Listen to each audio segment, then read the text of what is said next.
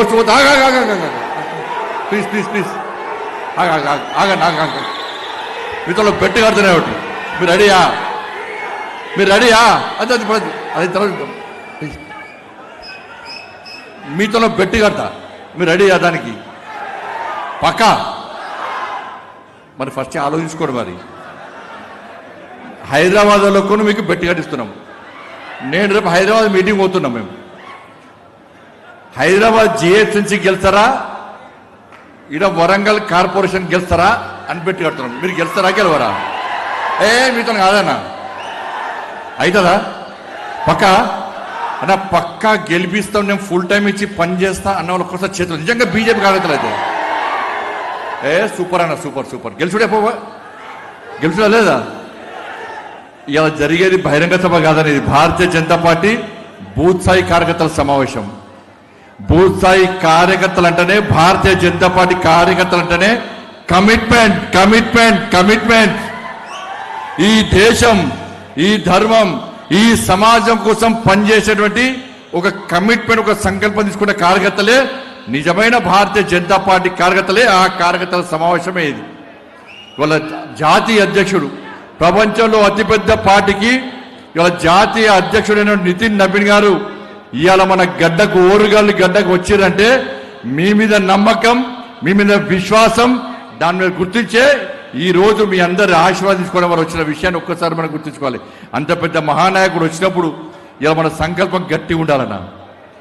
ఇలా ఏ సర్వే చూసినా కూడా, నేను పొగుడతలేను, ఇలా ఏ సర్వే చూసినా కూడా వరంగల్ కార్పొరేషన్ లో ఈసారి ఎట్టి బస్సులో కాషాయం జెండా రెప్పరెప్పులు ఆడడం ఖాయం అని చెప్పి 100% సంకేతాలు వచ్చినాయి. ఇవాళ వాళ్ళు వీళ్ళు మొరుగుతారని పరుచుకోవద్దని బీఆర్ఎస్ కూడా అడ్రస్ వాడికి మొన్న ఎమ్మెల్యేకు ఎమ్మెల్సీలకు క్యాండిడేట్ బీఆర్ఎస్ వాళ్ళకు ఉన్నారా?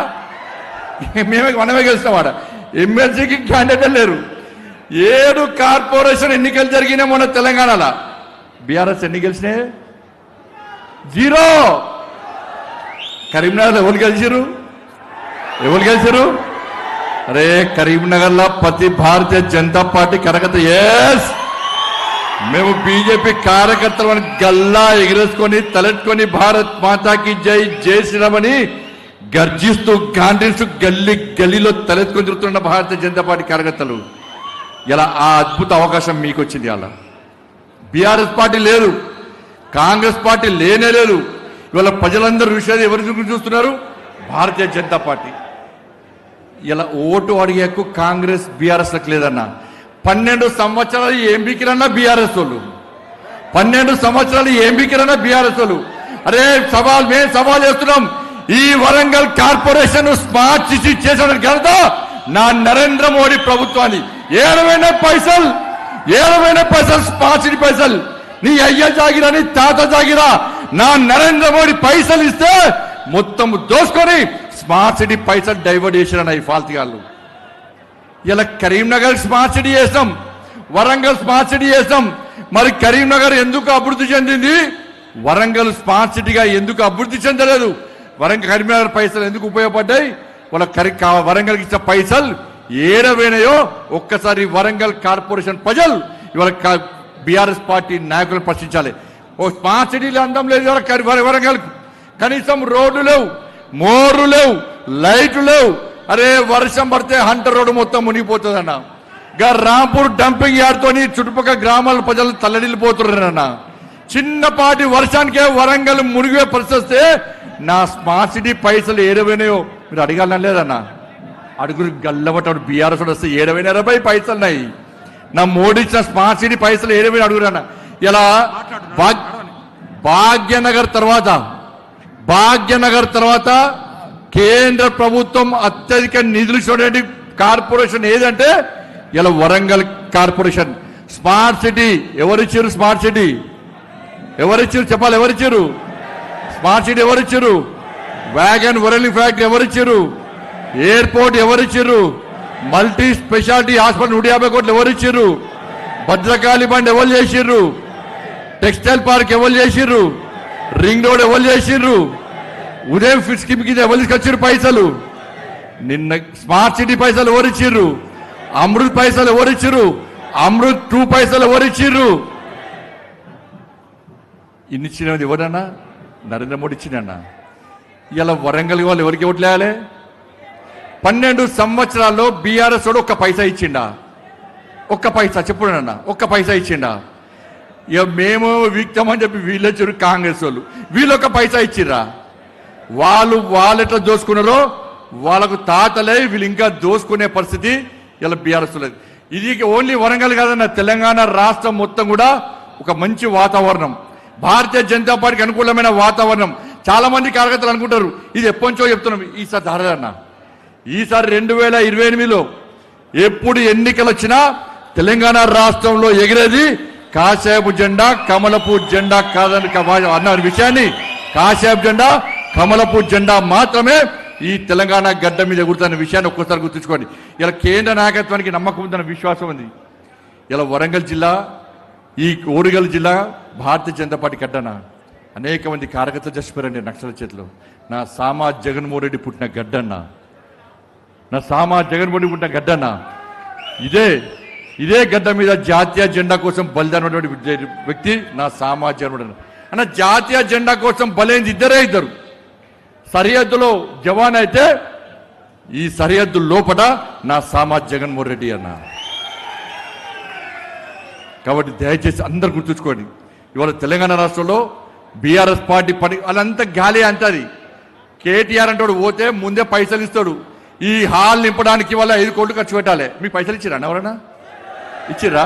ఇలా బీఆర్ఎస్ వాడు మీటింగ్ పెట్టాలంటే ఒక 5 కోట్లు ఖర్చు పెట్టాలి, అన్ని అబద్ధాలు చెప్పిస్తాడు. ఇలా కాంగ్రెస్ వాళ్ళు పెడదామంటే మందే వస్తలేరు.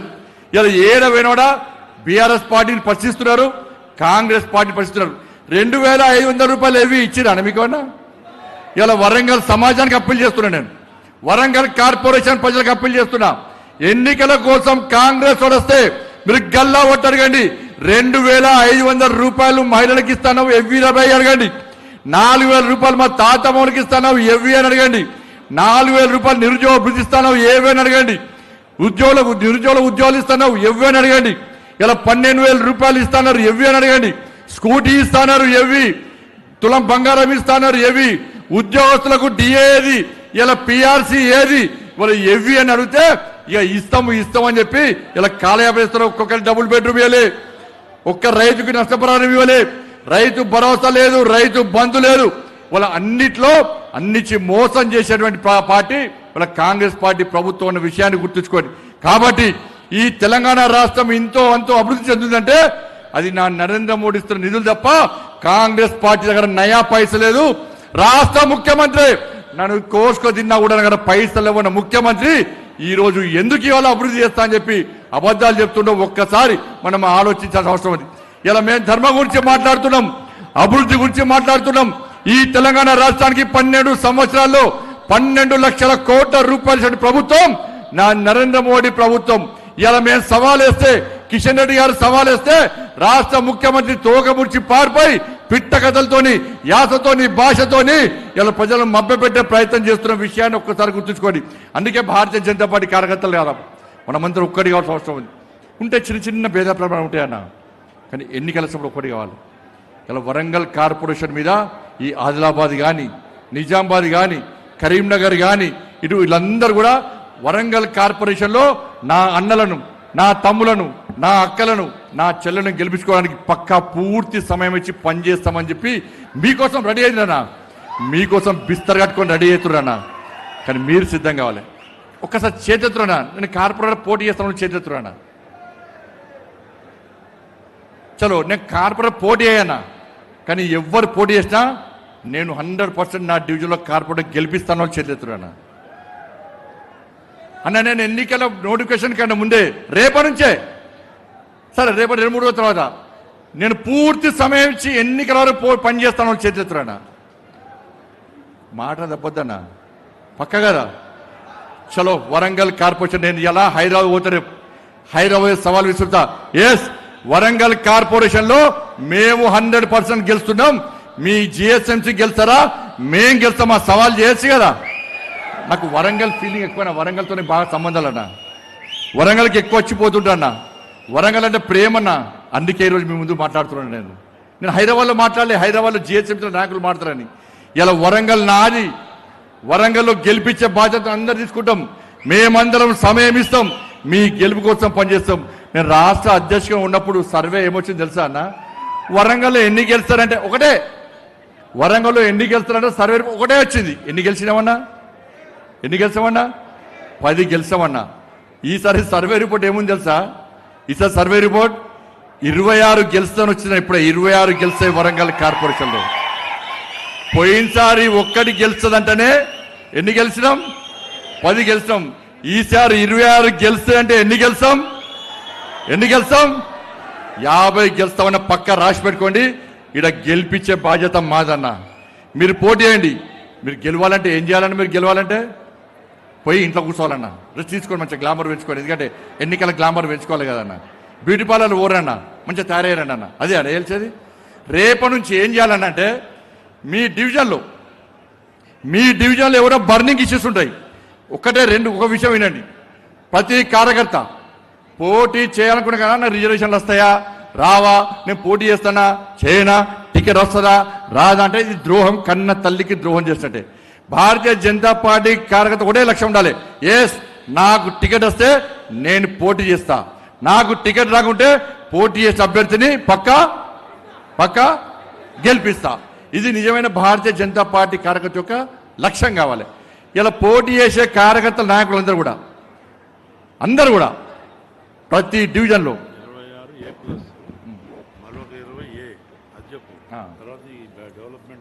అన్న సర్వే రిపోర్ట్ అన్న చెప్తాను. 26 మనకు గెలిచేది అన్న. A+26 survey report. A+ ఎంత అంటే పక్కా గెలిచేది. A12 అంటే ఇక గెలవడానికి కొంచెం కష్టపడి కొంచెం నూక్త బయటపడతారు అన్నట్టు. ఎంత 12 మనం గెలుస్తామా లేదా? కాబట్టి ఇలా పోటీ చేయాలనుకున్న కార్యకర్తలందరూ కూడా మీ డివిజన్లో నేను కొన్ని లాజిక్లు చెప్తున్నాను అంతే. నేను స్పీచ్ చేయడానికి అంటే కొంచెం కార్యకర్త సమావేశంలో మీతో మాట్లాడడానికి వచ్చిన. పోటీ చేయాలనుకున్న కార్యకర్తలు రేపటి నుంచి ఏం చేయాలంటే, ప్రతి డివిజన్ ప్రతి ఇంటికి పోవాలి. ఇంటికి పోయి అన్న బాయ్ హాయ్ అనద్దన్న. ఏమనాలి? అక్క అన్న జై శ్రీరామ్, మన నినాదమే చేసి రాముని ఆశీర్వాదం మనకు ఉండదన్న. ఏమనాలి? అక్క అన్న అంకుల్ ఆంటీ జై శ్రీరామ్. ఒక్క ఇంటికి కనీసం ఎన్నికల వరకు 6 సార్లు పోవాలన్న. 6 సార్లు పోలే అక్క జై శ్రీరామ్, అన్న జై శ్రీరామ్. నేను భారతీయ జనతా పార్టీ కార్యకర్తను, నరేంద్ర మోడీ వారసుని. ఈ వరంగల్ కార్పొరేషన్ కు ఇన్ని కోట్ల రూపాయల నిధులు తీసుకొచ్చినాం. ఇలా ఒక్కసారి మాకు మేయర్ అవకాశం ఇవ్వండి, నన్ను కార్పొరేట్ చేస్తే ఇలా వరంగల్లో మేయర్ మేమైతాం. ఇవాళ ఇంతవరకు నిధులు తీసుకొచ్చినాం, ఇంకా ఎక్కువ నిధులు తీసుకొస్తాం.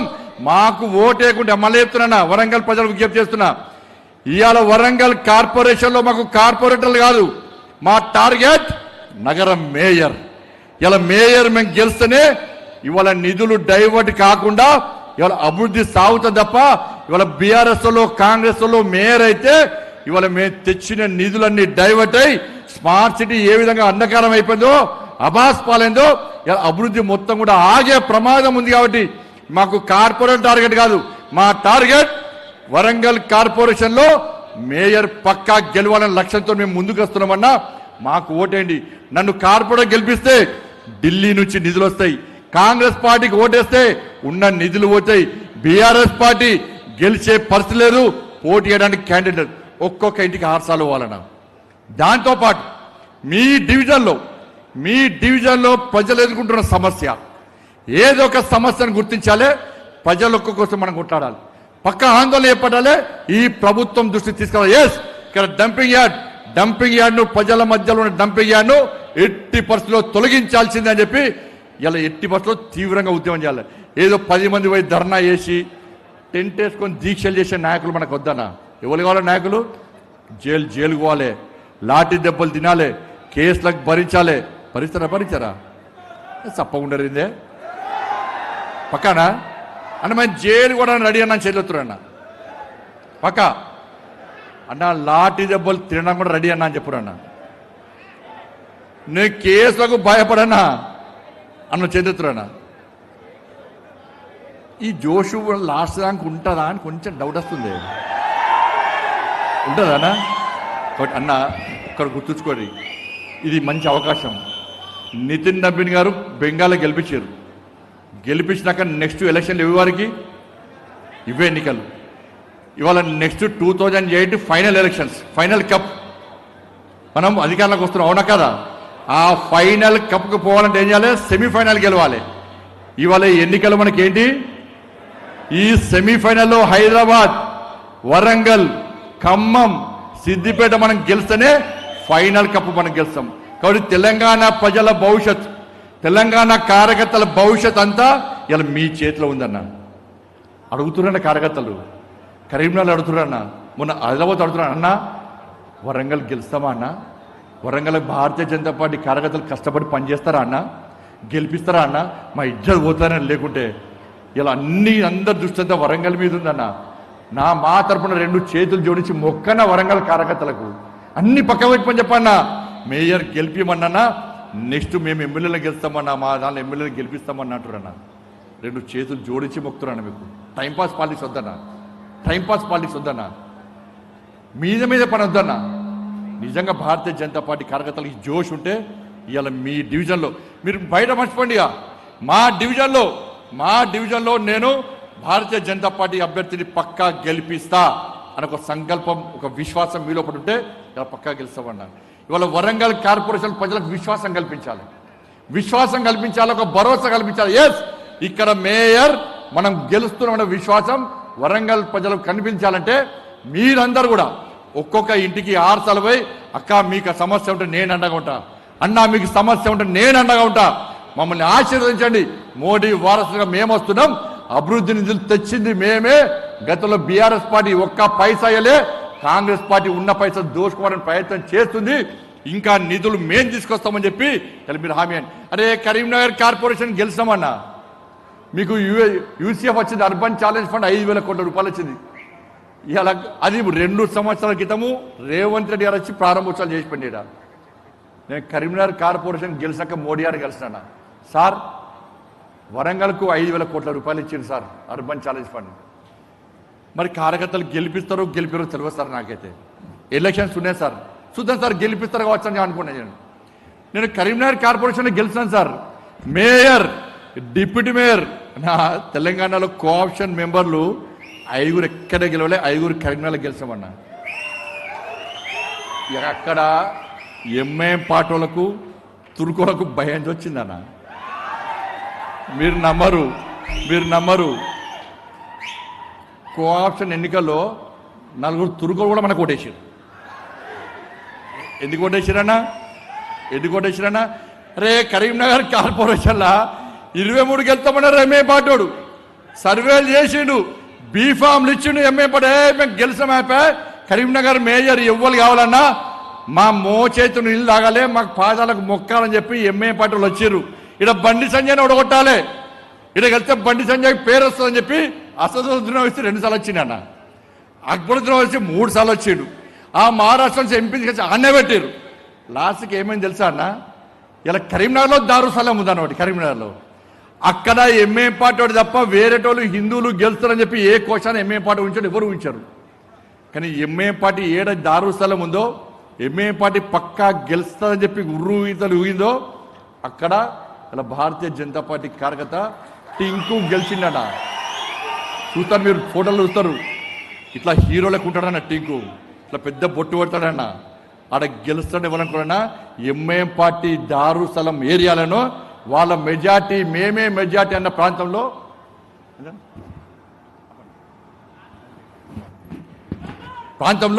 ఇలా మనం గెలుస్తామన్నా.